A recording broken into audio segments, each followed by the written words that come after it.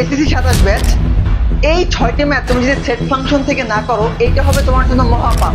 কারণ কেন বলতেছি, প্রত্যেকবার এই 6টা ম্যাথ ঘুরে ফিরে তোমার বোর্ড পরীক্ষা আসে সেট ফাংশন থেকে। তো চলো ভাইয়া বেশি কথা না বলে আমরা দেখি কোন সেই 6টা ম্যাথ আমাদের বোর্ড পরীক্ষায় আসে।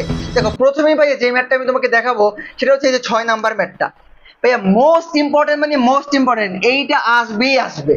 এই যে পাওয়ার সেট নির্ণয় করে এবং এর উপাদান সংখ্যা 2n কে সমর্থন করে, এটা মোস্ট ইম্পর্টেন্ট একটা ম্যাথ।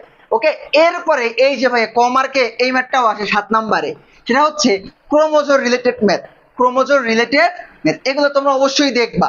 এবং তোমাদের একটু সুবিধার্থে বলে রাখি, আমাদের যে বাকি যে ম্যাথগুলো হয় তার উদ্দীপকের জন্য, মানে আমাদের যে উদ্দীপক গুলো যে মান বাই করতে হয় তার জন্য ভাইয়া এই বিষয়গুলো খুবই ইম্পর্টেন্ট।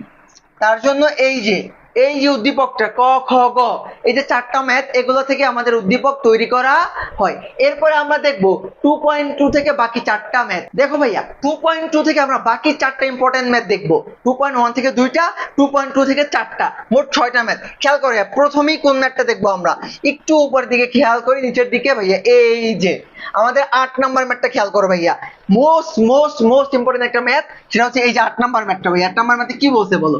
8 নাম্বার ম্যাথে আমাদেরকে বলছে যে এই যে কোন একটা ফাংশন দেওয়া আছে, ফাংশন অফ, মানে ওই ফাংশনটার ভ্যালু যদি শূন্য হয়, আমি যে ফাংশন অফ মাইনাস যদি শূন্য বসাই, ওখানে যে কোনটা আননোন ভ্যালু, যেমন যে কে এর ভ্যালুটা আননোন, তো এই কে এর ভ্যালুটা বাই করতে বলছে। এই রিলেটেড ম্যাথগুলো প্রতিবার আসে, অ্যাটলিস্ট 2 মার্কের জন্য হইলেও আসে এই চ্যাপ্টার থেকে। এরপরে ভাইয়া এই যে ম্যাথটা খেয়াল করো, আমি আর কি বলবো তোমাকে ভাইয়া, এর থেকে আর গুরুত্বপূর্ণ ম্যাথ কিছু হইতেই পারে না। এতে কিছু গুরুত্বপূর্ণ ম্যাথ আর হতেই পারে না। কোন দুটো ভাইয়া বলো তো? এই যে 10 নাম্বার 11 নাম্বার, যদিও সিমিলার টাইপের ম্যাথ, তাও আমি তোমাকে দুইটাই দিলাম, একটা 10 একটা 11, একটা 10 একটা 11 ভাইয়া। মোস্ট মোস্ট ইম্পর্টেন্ট ম্যাথ, কয়েকটা স্টার দিয়ে রাখো, কতগুলো স্টার দিয়া রাখো।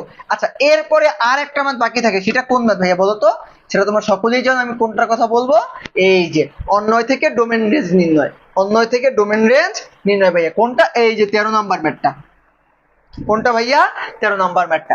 তো ভাইয়া এই 6টা ম্যাথ তুমি যদি ঠিকভাবে করতে পারো সেট অফ ফাংশন থেকে, ইনশাআল্লাহ বোর্ডে তুমি 100% কমন পাবা। তো চোখ বন্ধ করে এই 6টা ম্যাথ আগে সলভ করো, তারপরে তোমরা হচ্ছে বোর্ড কোশ্চেন সলভ করো, দেখবা 100% কমন।